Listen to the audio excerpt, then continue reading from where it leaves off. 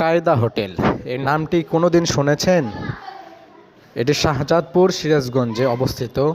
আসলে চলুন আমরা শুনে আসি নামটা কেন রাখা হলো। বেকায়দা কেন? বেকায়দা এখানে রাস্তার পাশে, তো রাস্তার পাশে দেখি বেকায়দা জায়গা, বেকায়দা জায়গা আর কি। মানে জায়গাটা বেকায়দা। বেকায়দা জায়গা কেন? অ্যাক্সিডেন্ট হয় এখানে? না, ধরেন গাড়ি ঘোড়া ঠেকতে পারে না, মানে একটা যে গাড়ি ঠেকে ভাত খাইবে সেই ইয়ে নাই, রাস্তাটা নাই। তারপরও সেনজেলারা এসে ওই বিপদে পড়ছে, ধরেন মনে করেন যে 2-3 দিন না কাটাইছে, এর লেগেই হোটেল বেকায়দা দিয়ে গেছে।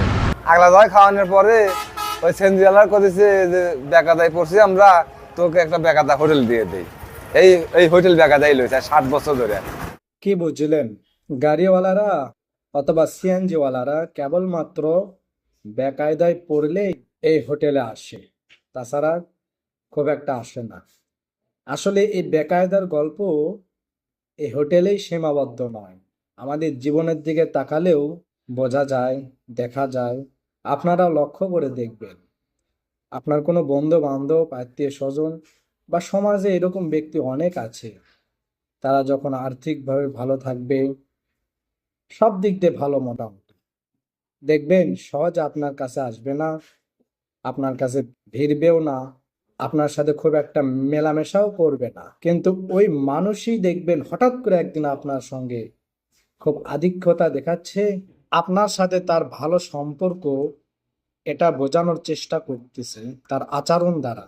তখনই আপনি বুঝে নিবেন, এতদিন যে ব্যক্তি আপনার কাছে আসলো না, আপনার সাথে সম্পর্ক দেখালো না, হঠাৎ এসে আপনার সাথে এই অবস্থা, তখনই ধরে নেবেন সে অবশ্যই বেকায়দায় পড়ে গিয়েছে। তারপর দেখি চলেন বেকায়দায় হোটেলে কি কি পাওয়া যায়। এই গরুর গোস, ওটা ডিম, এখানে দেশি মুরগি আছে, ললা মাছ, নদীর ছোট মাছ, এই যে দেশি শিং আছে। হ্যাঁ, শাকভাজি ফ্রি পাতে দেই। বেকায়দায় পড়ে গিয়ে এই হোটেলে যাবেন আর ওনারা আপনাকে যা দিবেন তাই খাবেন, তা কিন্তু না। আসলে মোটামুটি 6-7 প্রকার খাবার আছে, এছাড়াও আরো খাবারগুলি থাকতে পারে। আপনাদের যেটা পছন্দ সেটাই খেতে পারবেন ইনশাআল্লাহ। যদি আমারও কোনোদিন সুযোগ হয় এই বেকায়দার হোটেলে যাব কোনো একদিন ইনশাআল্লাহ।